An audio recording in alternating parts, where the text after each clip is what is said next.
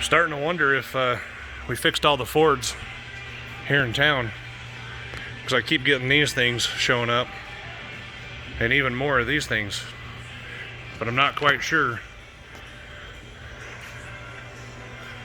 These Cummins, no.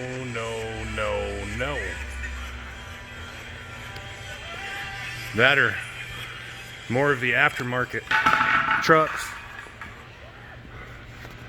which is Dodge and Chevy, having more problems than Ford lately.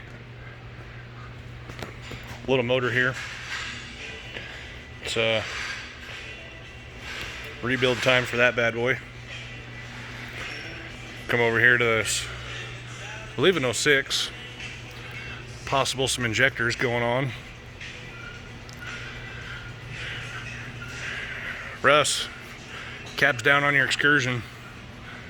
Yeah, even got more gasser stuff here.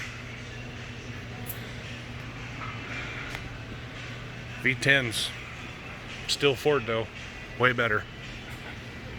Way better. Then, looks like we're getting done with my 6.0 manual. Getting ready to get fired up. Everything should be good on that. Little work week here. 2017 with the turbo issue. EGR issue.